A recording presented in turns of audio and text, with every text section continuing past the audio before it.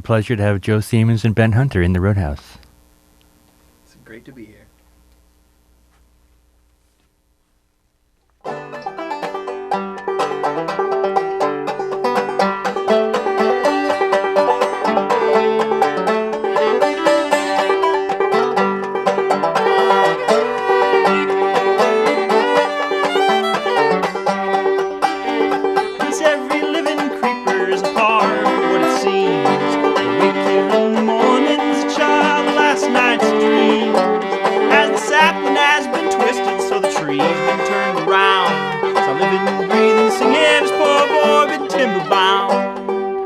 I've been snowbound, I've been waterbound, I've been bound to travel too.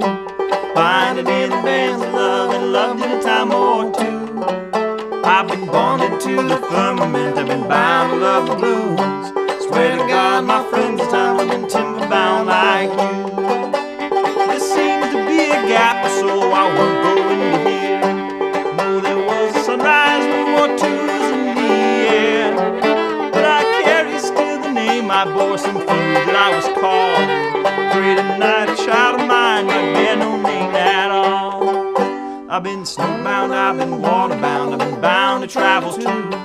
Binded in the bands of love and loved in a time or two. I've been bonded to the firmament, I've been bound to love the blues. Swear to God, my friends, the times I've been timberbound like you.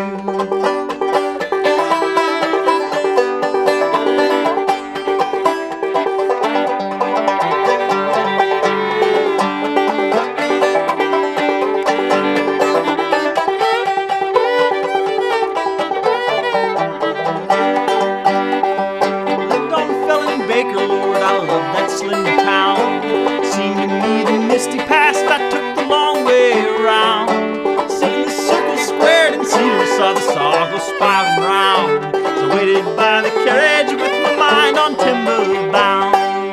I've been snowbound, I've been waterbound, I've been bound to travel too. Binding in the bands of love and loved in a time or two. I've been bonded to the firmament, I've been bound to love the blues. Swear to God, my friends, the times I've been timberbound like you.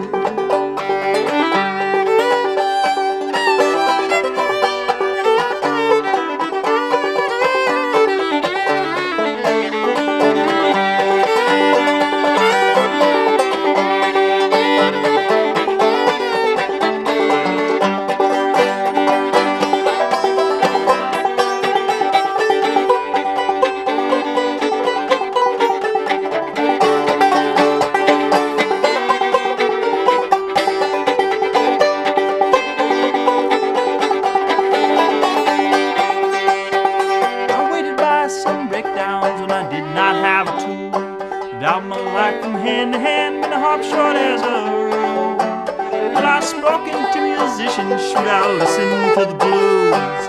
Boy is down without a song, and boy is paying some dues. I've been snowbound, I've been waterbound, I've been bound to travel too. Binded in the bands of love and loved in a time or two. I've been bonded to the firmament, I've been bound to love the blues. Swear to God, my friends, the time I've been timberbound like you. Oh, I've been bonded to the firmament, I've been bound to love the blues. Swear to God, my friends, this time I've been timberbound like you. All right, Joe Seamons and Ben Hunter in the Roadhouse. Great to have you guys here. That song, Timberbound, from the Timberbound songbook from the Timberbound group back in the mid-1970s. It's a whole story, really, about our Northwest legacy of songs that not everyone knows about. Joe, I would be so thrilled if you could begin to explain your discovery and your relationship with Timberbound. Well, I grew up kind of in the wood, in a house my parents built in the woods between Rainier and Vernonia, Oregon. And so my folks had these old friends. Some lived in Astoria, some lived in the Vernonia area, and they would get together for parties like cider pressings, square dances. And at these parties, they would play these songs. And as I got older, I realized that they were pretty special songs. And as it turned out, there was this couple, John and Kim Knecht, who lived in a cabin at Kesey, which is outside of Vernonia. And there's an old logger's cabin up on skids that have been hauled out there on trains. when they were still logging with steam back in the 30s and 40s. And so John and Kim, moved into this kind of abandoned loggers shack and fixed it up and lived there from about 1973 until 76. And then tragically, John died in a car accident. And so Kim published their songs that they'd written during that time. Which they never recorded. They never recorded at all. They were recorded in their living room playing some of them, but never in any sort of official capacity. So the songs were gathered by Kim in the Timberbound songbook, and she published that in 1977. And for a couple of years after John died, she formed a band with a fellow named Hobie Kiter, another man, Dave Berge, who was a logger and a fisherman, and a guy, Mark Loring. And the four of them were the band Timberbound from 76 until 77. They disbanded sometime late in 77. And they actually had some success pretty quickly because they moved out, they were heard by a fellow who owned the property, John Ullman, who still lives up here in Seattle, which is where John and Kim were before they moved out to Kesey. And so John Ullman heard them playing as Timberbound in the summer of 76 and said, "Hey, you guys are sounding pretty good. I need an opening act because I'm booking Mike Seeger in the Northwest." And so they kind of had success pretty quickly through that connection because they were touring with Mike Seeger, who apparently really liked their music. And this is early days of the Seattle Folklore Society. Ullman is the guy that created that group, or that society. Right. Ullman is still the president, and is the founder of it. And he did all kinds of great stuff. He brought people like Reverend Gary Davis and Lightnin' Hopkins and Son House. He brought those people out here. And I've actually talked to Kim Knecht about her experience of seeing Son House. She got to have dinner with Son House and travel with him to his gig in Portland and listen to him perform in the front row. So they had a little bit of experience, as the song says, have been bound to love the blues. And they really did. And they actually got to meet some of the great, when the great bluesmen, when the giants still walk the earth, And still they hadn't recorded it yet, though. So this is now late 70s, and the songs are still just being passed down orally, like the classic oral tradition of songs about your locality being passed down from one person to the other just by playing them. Yeah, I actually got to just learn them not through records or anything like that, but just through hearing them at parties played by the guys I mentioned, Hobie Kiter and Dave Berge, who kind of kept on going as a duo after Timberbound disbanded. And so they made an album when I was a little baby called Dog, Salmon, and Rutabagas that included one Timberbound song, but it was really their original tunes. So Hobie and Dave are the guys that I absorbed the music from. And the songbook was kind of always in the periphery until I got into college and got really interested in it. And somebody gave me a songbook, and I really started studying it. And now you have recorded an album of all the songs, right? Which is called Timberbound. Yeah. We just recorded a full album. It's got 18 songs on it, and most of them are in the songbook, and a few of them are Hobie's, and a few of them are Dave's, and original tunes. And so that's the Timberbound songs. And the thing that I haven't talked about the songs themselves very much yet, but as you can see a little bit from that song, it really captures the culture of that time, where you had all these people that were kind of moving back to the land, and they were interacting with these old time loggers who remembered when there were still old growth trees there and everything. And so it was a surprisingly harmonious relationship between these very conservative people and these very progressive people during that time. And so John and Kim's songs just wonderfully capture this moment in time and the kind of the spirit and the personalities of some of these old timers in a beautiful way. And they're also, unlike the traditional songs we know from the South or from the Appalachian area, they're songs about our area. Right. And I mean, it should be mentioned that a few of them are old British ballad melodies, or there's one that's the old fiddle tune Fiddler a Dram, and John writes. So sometimes John would, in the folk process, would write his own lyrics to traditional melodies. But like Timberbound and a few others, oftentimes Kim would write the melodies and John would write the lyrics. How about another song? Sure. This is one by Hobie Kiter we're going to do for you. All right. Joe Seamons and Ben Hunter are here on KEXP. And this one's really fun because part of the shtick for this song is that you pretend to be Swedish. Well, you do. I do. I'm not going to do that. So a lot of the folks who moved out and were loggers in the logging camps in northwestern Oregon were Swedes. So Hobie wrote this song about that kind of guy.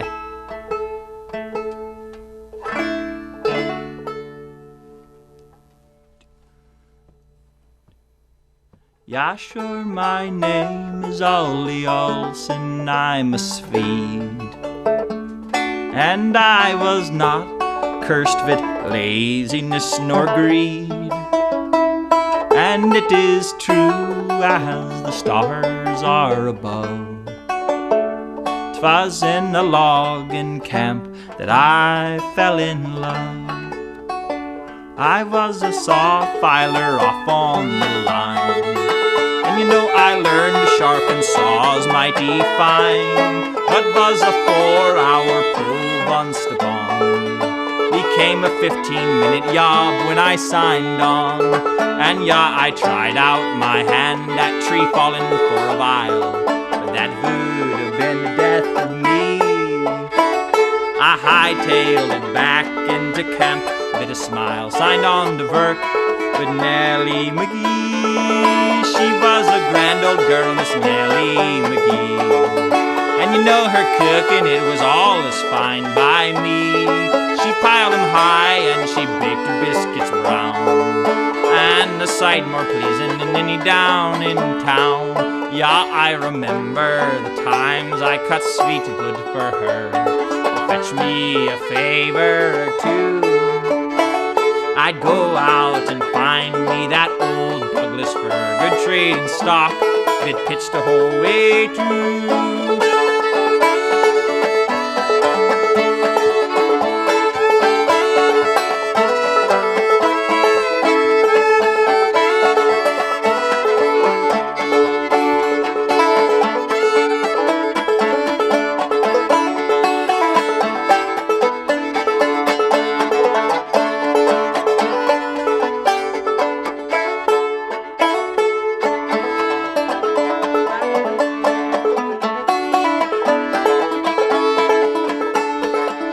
I used to be the bull cook at the evening meal, and all the boys agreed that, yeah, I got the deal.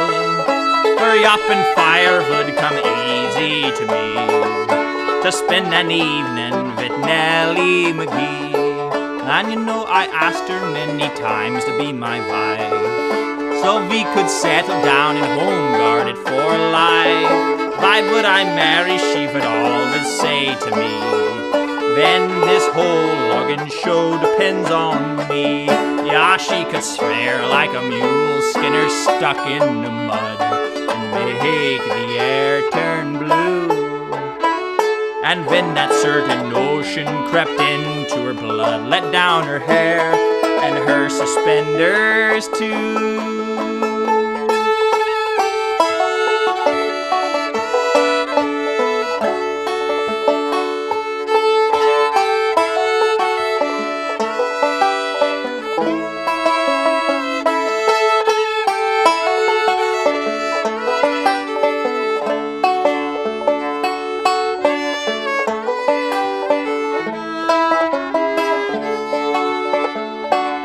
I remember times I cut Sveet Vood for her to fetch me a favor too. I'd go out and find me that old Douglas fir, good trade in stock, bit pitched the whole way through.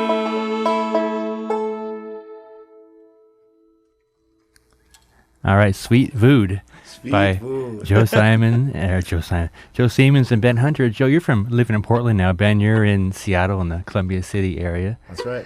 And it's great to have you here. So, Joe, you've really become kind of a song collector, preservationist, and also a musician of these songs. Yeah. I really believe in them, and I think that I really believe it's modern day folk music, meaning that these guys were songwriters. Just like there's lots of songwriters today, but they were writing with a very historical perspective, and they weren't really doing this for money. They did it for the old reason, to play music, relax with your friends, and tell the story of your experience. Mm-hmm. So it's really modern day folk music in my book. In listening to these songs, there's a lot of references, a lot of logging kind of terminology in some of the songs, stuff I've never heard of, like skidders and Green Chain and Yarders. Can you discuss a bit about that? So like one of the songs that you can hear if you go look online or you get the Timberbound album on CD Baby is The Boys of Columbia County. And the refrain is, here's to them that run the skidders and the yarders, set the choke tote saws and pull green chain. Oh, here's to the boys of Columbia County, they ain't got the sense to come out of the rain. So the skidders and the yarders are like, the implements that are still used today. A skidder is what you use to take the tree, to drag the tree from where it's cut down to the yard, which is where the logs are staged. And the yarder stages the logs for them to be taken away now by the log trucks, previously by the trains, when they were pulling everything out of the hills and trains. So green chain? And green chain is the fresh lumber that just come out the sawmill. So if you're pulling green chain, it means you're on the receiving end after the log has just been milled into a board. And so you're pulling the green chain. You're taking the fresh lumber and you're stacking it. And that's one of the things that John Knecht did. And the word Timberbound itself has a certain meaning. Timberbound is a bit of a metaphor, really. Yeah, Timberbound is another. I've found one other place online where there's a guy with a different definition, where a timberbound tree is just a really it's very twisted and sap, full of sap and very hard to cut down. The definition in the Timberbound songbook is that a timberbound tree is a curved one, and it looks reconciled to the shape it's in, but it's actually under a lot of stress. Years after it was first warped. That's how they put it. And so talking to people out in Vernonia who still have sawmills, a timberbound log, you put it through the saw, and maybe it'll start to go through, but pretty soon the tension, because of how that log has grown, it'll start to bite this back at the saw and pinch the saw, and the saw can't turn. And so you have to drive a wedge into the gap that's been created, so that you can keep the log from pinching the saw and stopping it. And the amount of force involved there is crazy to think about, because those saws are using big engines. Yeah. So a timberbound, the song Timberbound, says, I swear to God, my friends, there's times I've been timberbound like you. So Knecht's making a beautiful metaphor for people being under this invisible source of stress. Right. This is Joe Seamons, and Ben Hunter is here as well. Timberbound is one of your projects. You also have many other things going on with your career. One of them is the Rhapsody project that you're involved with Ben in South Seattle. Can you talk a little bit about that? Yeah, well, like me, Ben's very interested in folklore, and we're really kind of making Timberbound into the Northwest division of the Rhapsody project, because we're really interested in folklore from all over the country. And so, Timberbound is a band that I started in Portland, and Ben plays the songs with me whenever he can, living up here in Seattle. And so our Rhapsody project is also very just based on folk music, and taking this music into the schools and teaching people about early American music, and letting kids know that they don't have to play music just off the page. They can play music just by making noise with their instruments, and being more experimental with it, and just having fun with the music, and learning about their heritage as American people. A lot of it goes back to what you were saying about learning this music from your friends or your family, and trying to impart this idea that we should continue to do that, and trying to teach these songs that these kids have the ability to do that, and tell those stories to one another. Do you want to play another song from what you do with Rhapsody? Sure. Yeah. This is Joe Seamons and Ben Hunter. They're in the Roadhouse on KEXP. So one of the things we'll do is we'll just tell kids about people that we've studied, and one of our favorite musicians is Blind Willie McTell. He was a Georgia bluesman who made a lot of recordings throughout the late 20s and the 30s, a little bit into the 40s. And so this is one of the tunes he really liked, because he recorded it multiple times over that period. And this is his Broke Down Engine Blues.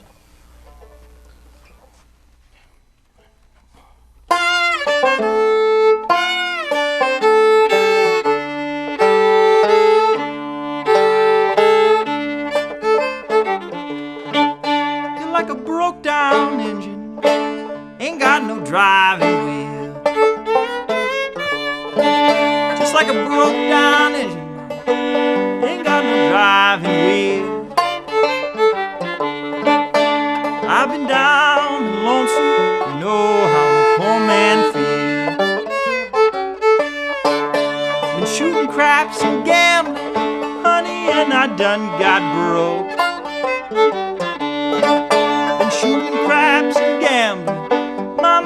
I done got broke. I done poured my pistol under my best clothes been stole. Lordy, Lord, Lordy, Lordy, Lord, Lordy, Lord, Lordy, Lordy, Lord.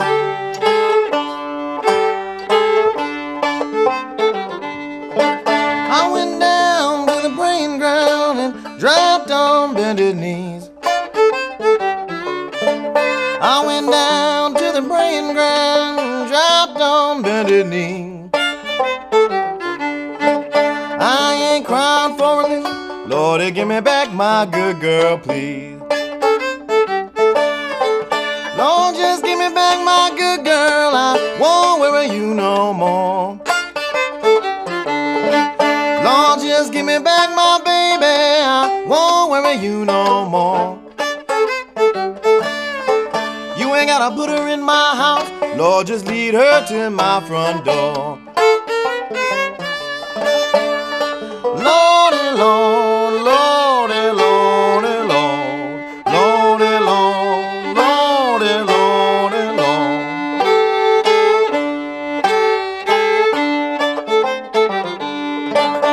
Don't you hear me, baby, rapping on your door? Don't you hear your daddy rapping on your door? And I get down snake-like and tapping flat, slip lightly across your floor. Feel like a broke-down engine, mama, ain't got no drivers at all. Just like a broke-down engine, baby, ain't got no drivers at all. What make me love my woman, she can really do the Georgia crawl. Lordy, Lord, Lordy, Lordy, Lord, Lordy, Lord, Lordy, Lordy, Lord.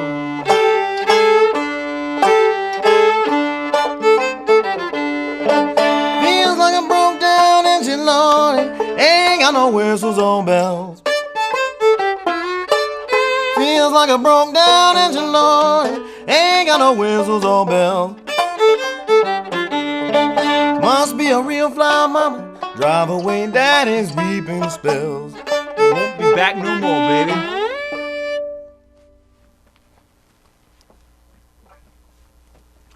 So yeah, that was the Broke Down Engine Blues, and we got Ben Little Big Bill Brunsey. Yeah, it's coming up next.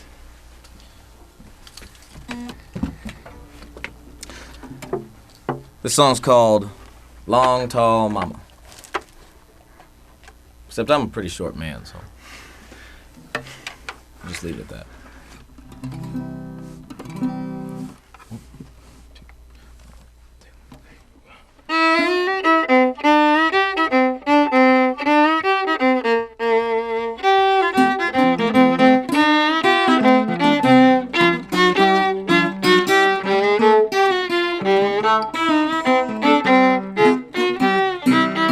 Got a long tall mama, she's standing about 7 feet 9.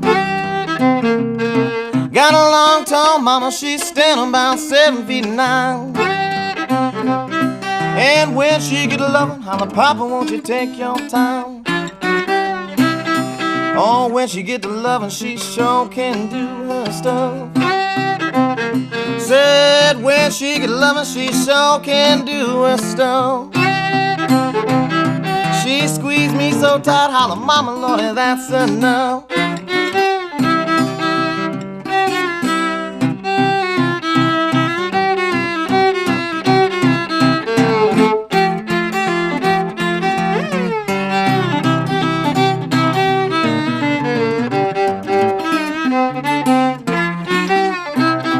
Well, she got a new move, and it's one that she calls her own.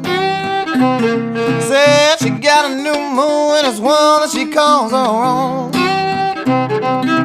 And when she get to kissing, make a poor man leave his home.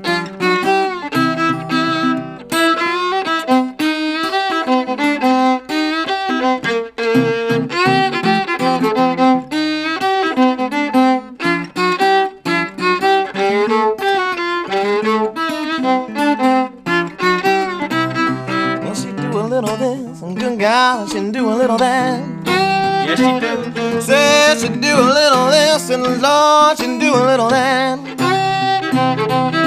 And when she put on full steam, make a freight train jump off track. Tell him, Joe.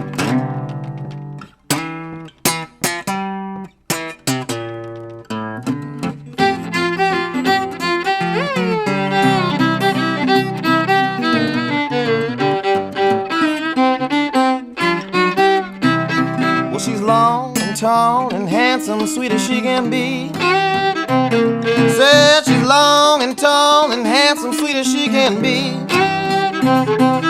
To satisfy that woman takes more than a bumblebee.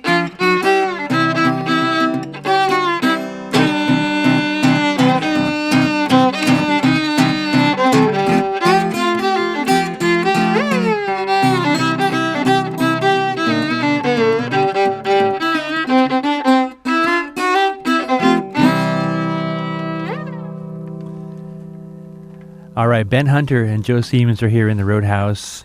Long Tall Mama and Broke Down Engine Blues, their versions. It's great to have you on the show. Thanks for having us. We mentioned that the Rhapsody Project is something that you're introducing to the schools and the school system. How can people know more about that if you're a parent or if you're a kid, you heard the show and you're interested in the Rhapsody Project? Absolutely. So the Rhapsody Project is one of the programs of Community Arts Create, which is a nonprofit that I started a few years back, where we try and build programs to engage the community in various art forms that help us all engage with one another. So it's less about the arts and more about community development and just hanging out with each other. We have a space in Hillman City called the Hillman City Collaboratory that I co-founded with a gentleman, John Helmier. And we are doing programs out of that space, community concerts out of that space. If you go to the website, Community Arts Create, you can find our contact information for Rhapsody. CommunityArtsCreate.org. Sorry. .org. CommunityArtsCreate.org. Click on the Rhapsody button. Click on the Rhapsody button, and you'll find our information. And just get a hold of us. Send us an email. Our goal is to try and find communities that don't have music programs in general, or just don't have maybe extracurricular or after-school activities, or just underserved parts of the community that don't have access to these types of opportunities. And when it comes to this kind of music, that's most communities we are finding. This is true. I mean, even when we were in Kentucky at the American String Teachers Association, there were people that said they don't have this kind of music in their schools or even in their communities. Which yeah, we was were playing surprising fiddle to us. tunes in Kentucky, and they're like, we just don't know where to hear this music. And we're like, do you know that you live in Kentucky? I thought this. Yeah. Yeah, it was This is really shocking. It was really we're a little forward, but our goal isn't to turn anybody away. I mean, our goal is to try and find ways in which to make this work, and try and work out a way, financially or otherwise, to come into these communities and work for it. So, for instance, our last program was in Aberdeen, Washington. We got a grant from the Grays Harbor Community Foundation, and that allowed us to go for a week and do in-school and workshops with students, and then public after-school workshops that were open to the whole community, where we taught people songs. We did some listening to some recordings. We did rhythm activities, rhythm workshops, all kinds of different things to get people involved in this music and turn them on to all the great stuff that's out there. So cool. Now, I wonder what the kids' typical reaction is to these songs. I mean, for adults, we think, oh, this is old-time music, old-time songs. But for kids, they probably just think they're just songs, right?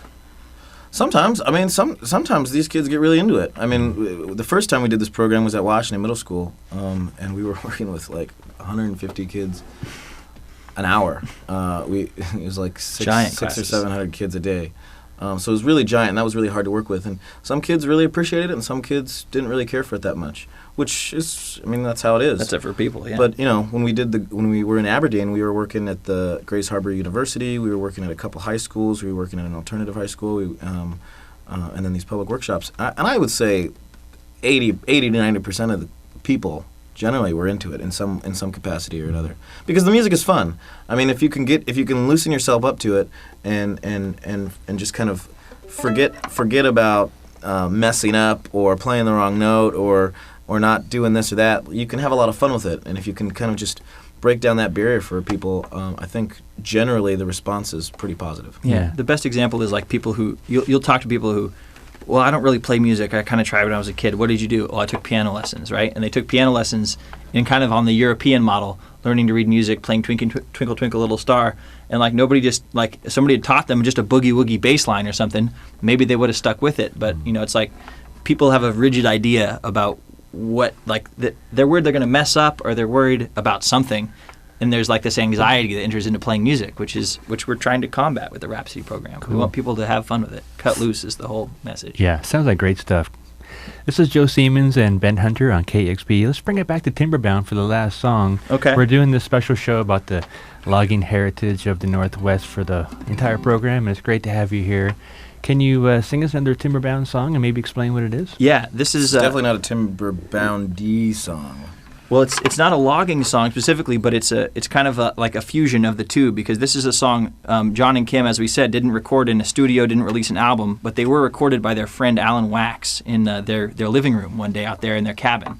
So they recorded like Kim's version of an old Papa Charlie Jackson song called "The Cat's Got the Measles," and so they just did this great version of it. And so I kind of listened to Papa Charlie Jackson, I listened to Kim Knecht sing the song, and we kind of fused them together for our version of this. Cool. So let's hear it. This is "The Cat's Got the Measles." Joe Seamons, Ben Hunter on KEXP. The cat's got the measles, the dog's got the whooping cough. The cat's got the measles, the dog's got the whooping cough. Doggone any woman, let a man go and be her boss. Doggone her hide. I ain't no devil born in the lion's den. I ain't no devil born in the lion's den. But my chief occupation's making women leave their monkey men. Doggone my soul, I think I heard a rumbling deep down in the ground. I think I heard a rumbling deep down in the ground. Must have been some woman knocking her good man down. Doggone her high. Play it, man.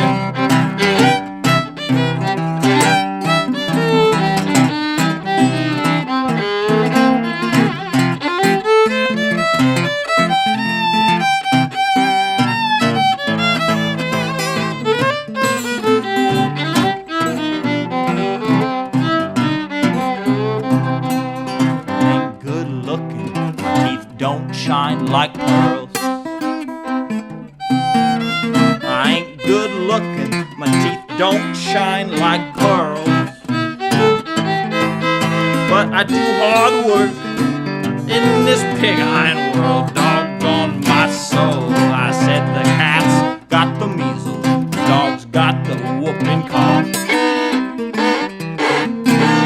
The cat's got the measles, the dog's got the whooping cough. Doggone any woman, let a man go and be her boss. Doggone her hide.